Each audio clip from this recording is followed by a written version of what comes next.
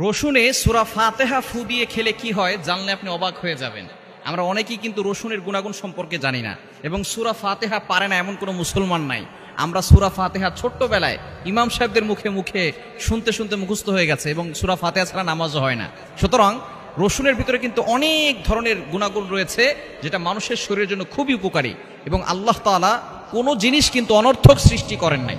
আল্লাহ তাআলা নিজে বলছেন, কোরআন খুলেন 4 নম্বর পারা 14 নম্বর পৃষ্ঠার 11 নম্বর লাইন সূরা আল ইমরানের 191 নম্বর আয়াতে আল্লাহ বলছেন, রব্বানা মা খালাকতা হাযা বাতিলা সুবহানাকা ফাকিনা আযাবান নার।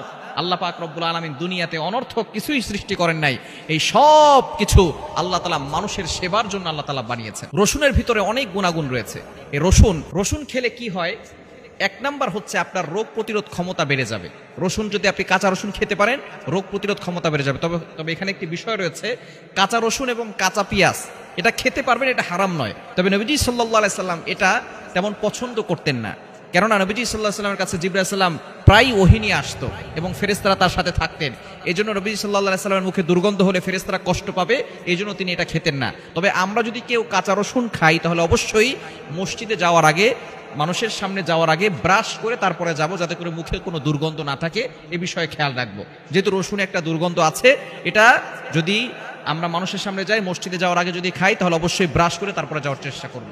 তাহলে রসুনে আপনার 1 নাম্বার যে উপকার হবে সেটা হচ্ছে আপনার রোগ প্রতিরোধ ক্ষমতা বাড়াবে। 2 নাম্বার আপনার ওজন কমাতে সাহায্য করবে। অনেকেই আছে ডায়েট করেন, এটা খান না, ওটা খান না, সেটা করেন। রসুন যদি আপনি খেতে পারেন, কাঁচা রসুন, তাহলে দেখবেন আপনার ওজন কমতে এই রসুন সাহায্য করবে। 3 নাম্বার হচ্ছে আপনার ডায়াবেটিস নিয়ন্ত্রণে চলে আসবে। যাদের ডায়াবেটিস হয়েছে তারাই জানে ডায়াবেটিস কতটা ভয়ঙ্কর হতে পারে। সুতরাং ডায়াবেটিসকে নিয়ন্ত্রণ করবে রসুন। এবং 4 নাম্বার খুব ইম্পর্টেন্ট, সেটা হচ্ছে যৌন শক্তি বৃদ্ধি করবে।